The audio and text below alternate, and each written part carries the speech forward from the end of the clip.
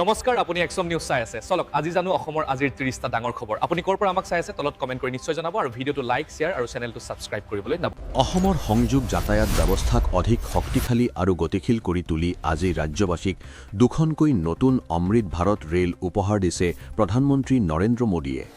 দুদিনীয়া ভ্ৰমণসূচীৰে অসমত উপস্থিত থকা প্ৰধানমন্ত্ৰী মোদীয়ে কলিয়াবৰৰ পৰা আজি এই নতুন ৰেল দুখন ভাৰ্চুৱেলি মুকলি কৰে এই নতুন ৰেল দুখন হৈছে ক্ৰমে কামাখ্যা ৰোহটক অমৃত ভাৰত এক্সপ্ৰেছ আৰু ডিব্ৰুগড় গোমতীনগৰ লক্ষ্ণৌ অমৃত ভাৰত এক্সপ্ৰেছ নতুন এই ৰেল দুখনে নিশ্চিতভাৱে উত্তৰ পূৰ্বাঞ্চলৰ সৈতে দেশৰ আন প্ৰান্তৰ সংযোগ ব্যৱস্থাক এক নতুন মাত্ৰা প্ৰদান কৰিব দুদিনীয়া ভ্ৰমণসূচীৰে অসমলৈ আহিছে প্ৰধানমন্ত্ৰী নৰেন্দ্ৰ মোদী অসমত প্ৰধানমন্ত্ৰীৰ আজি দ্বিতীয়টো দিন শনিবাৰে সৰুসজাই ষ্টেডিয়ামত 10,000ৰো অধিক শিল্পীৰ বাগুৰুম্বা প্ৰদৰ্শন কৰাৰ পিছত আজি কাজিৰঙাৰ এলিভেটেড কৰিডৰৰ আধাৰশিলা স্থাপন কৰে প্ৰধানমন্ত্ৰীয়ে এইবাৰ বহু কোটি টকাৰ উপহাৰ দিবলৈ সাজু হৈছে অসমবাসীক দুদিনীয়া ভ্ৰমণসূচীৰে সম্প্ৰতি অসমত উপস্থিত আছে প্ৰধানমন্ত্ৰী নৰেন্দ্ৰ মোদী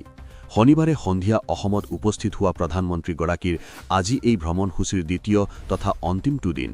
কালি প্ৰধানমন্ত্ৰী মোদীয়ে সৰুসজাই ষ্টেডিয়ামত এক বিশাল সাংস্কৃতিক অনুষ্ঠানত অংশগ্ৰহণ কৰে কেইবা সহস্ৰাধিক লোকৰ উপস্থিতিত বড়ো জনগোষ্ঠীৰ পৰম্পৰাগত বাগুৰুম্বা নৃত্যৰ এক ঐতিহাসিক ক্ষণৰ সাক্ষী হয় প্ৰধানমন্ত্ৰী মোদী আজি তেওঁ ৰাজ্যবাসীক কেইবা হাজাৰ কোটি টকাৰ উন্নয়নমূলক প্ৰকল্পৰ উপহাৰ আগবঢ়াব এতিয়াও হয়তো বহুতে মানি ল'ব পৰা নাই সেই কথা অসমীয়াৰ হিয়াৰ আমঠু আৰু নাই তাৰ মাজতে ন্যায়ৰ বাবে অপেক্ষা কৰিছে সকলোৱে বিচাৰি উচিত তদন্ত আজি জিলা সত্ৰ ন্যায়াধীশৰ আদালতত সম্পন্ন হয় জুবিন গাৰ্গ হত্যাৰ গোচৰৰ চতুৰ্থটো শুনানি 22 জানুৱাৰীত জুবিন গাৰ্গ হত্যাৰ গোচৰৰ পৰৱৰ্তী শুনানিৰ দিন ধাৰ্য কৰা হৈছে ইফালে স্বামীৰ ন্যায়ৰ বাবে বাৰে বাৰে আহ্বান জনাইছে পত্নী গৰিমাৰ লগতে ভগ্নী পামিয়েও সামাজিক মাধ্যম যোগেও বিভিন্ন কথা প্ৰকাশ কৰি আহিছে গৰিমা গাৰ্গে আজি শ্বেয়াৰ কৰা এটা পোষ্টত গৰিমাই লিখিছে কালি জুবিন আমাৰ মাজৰ পৰা কায়িকভাৱে নোহোৱা হোৱাৰ 4 মহীয়া তিথি পাৰ হ'ল আৰু আজি আদালতত চতুৰ্থটো শুনালি জুবিন গাৰ্গৰ বাবেই সঁচাকৈ এই সকলোবোৰ ঘটি আছেনে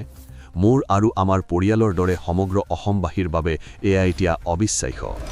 ডিজিটেল ডেস্ক বিহাৰৰ পূৰ্ব চম্পাৰণ জিলাৰ কল্যাণপুৰ ব্লকত নিৰ্মাণ হৈ থকা বিৰাট ৰামায়ণ মন্দিৰত শেহতীয়াকৈ এক ঐতিহাসিক ক্ষণৰ সাক্ষী হৈ ৰ'ল লাখ লাখ ভক্ত মাঘ কৃষ্ণ চতুৰ্দশীৰ পবিত্ৰ ক্ষণত বেদ মন্ত্ৰ উচ্চাৰণ আৰু বিশেষ পূজা অৰ্চনাৰ মাজেৰে এই ঐতিহাসিক কাৰ্যসূচী ৰূপায়ণ কৰে সম্পূৰ্ণ ধৰ্মীয় ৰীতিনীতিৰে বিশ্বৰ সৰ্ববৃহৎ শিৱলিংগ স্থাপন কৰা হয় এই বিশাল শিৱলিংগটোৰ ওজন 210 টন আৰু ইয়াৰ উচ্চতা 33 ফুট নেতাৰ সাহস থাকিব লাগে নেতাৰ দৃষ্টিভংগী থাকিব লাগে নেতাই নেতৃত্বৰ আগত মুকলিকৈ কথা ক'ব পৰাকৈ সাহস কৰিব লাগে এতিয়া তথাকথিত বেছি সংখ্যক নেতাৰ এই গুণবোৰৰ অভাৱ ইয়েছ ছাৰ হৈ পৰিছে আমাৰ নেতাসকল কি জানিবা কিবা এটা ক'লে শীৰ্ষ নেতৃত্বই বেয়া পায় সেই কথা ভাবিয়েই আমাৰ নেতাসকলে শীৰ্ষ নেতৃত্বৰ সন্মুখত মুখ বন্ধ কৰি ৰাখে হয় হ'ব বা ঠিকেই কৈছে জাতীয় শব্দৰে তেওঁলোকে নিজৰ আনুগত্য প্ৰকাশ কৰে ডিজিটেল ডেস্ক কলিয়াবৰত প্ৰধানমন্ত্ৰীৰ সৈতে বিশাল জনসভাত উপস্থিত মুখ্যমন্ত্ৰী হিমন্ত বিশ্ব শৰ্মা অনুষ্ঠানত উপস্থিত থাকে কেন্দ্ৰীয় মন্ত্ৰী সৰ্বানন্দ সোণোৱাল ৰাজ্যপাল লক্ষ্মণ প্ৰসাদ আচাৰ্য পবিত্ৰ মাৰ্ঘেৰিটা সহ ৰাজ্য চৰকাৰৰ কেইবাগৰাকীও মন্ত্ৰী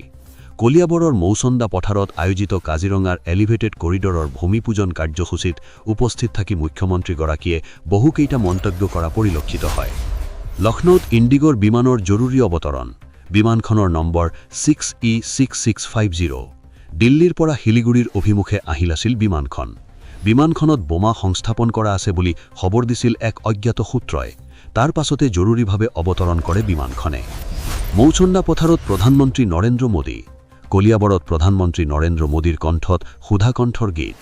অসমীয়াতে আৰম্ভ কৰিলে ভাষণ মোদীয়ে ক'লে অসমৰ ইতিহাসত কলিয়াবৰৰ স্থান অতি গুৰুত্বপূৰ্ণ কলিয়াবৰতে লাচিত বৰফুকনে মোগল খেদাৰ ৰণনীতি প্ৰস্তুত কৰিছিল অসমক বীৰ বীৰাংগনাৰ ভূমি আখ্যা দিলে মোদীয়ে দেশৰ জনতাই এতিয়া বিকাশ আৰু সুশাসন বিচাৰে বাগুৰুম্বা মোৰ অন্তৰ চুই গ'ল বাগুৰুম্বা নাচ পৰিৱেশন কৰা শিল্পীক পুনৰ অভিনন্দন মোদীৰ অতি কষ্ট আৰু সাধনাৰ ফলশ্ৰুতিতেই বাগুৰুম্বা ইমান সুন্দৰ হৈ উঠিছে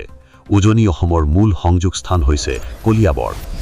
ডিজিটেল ডেস্ক উত্তৰ পূৰ্ব সীমান্ত ৰেলৱেৰ এক ঐতিহাসিক সংযোজন কামাখ্যা জংচনৰ পৰা হাওৰালৈ চলা তীব্ৰবেগী বন্দে ভাৰত এক্সপ্ৰেছৰ লগত সংগতি ৰাখি আজি NF railway next generation train শীৰ্ষক ৰচনা প্ৰতিযোগিতাৰ আয়োজন কৰে। ৰেলৱেৰ বিষয়া কৰ্মচাৰীৰ লগতে স্থানীয় বিদ্যালয়সমূহৰ ছাত্ৰ-ছাত্ৰীৰ মাজত সচেতনতা বৃদ্ধিৰ লক্ষ্যৰে এই প্ৰতিযোগিতাৰ আয়োজন কৰে। Digital desk. দেশৰ প্ৰথমখন বন্দে ভাৰত স্লিপাৰ এক্সপ্ৰেছ শনিবাৰে অসমত মুকলি কৰে দেশৰ প্ৰধানমন্ত্ৰী নৰেন্দ্ৰ মোদীয়ে। এই বন্দে ভাৰত স্লিপাৰ এক্সপ্ৰেছত আছে বিভিন্ন অত্যাধুনিক সুযোগ সুবিধা।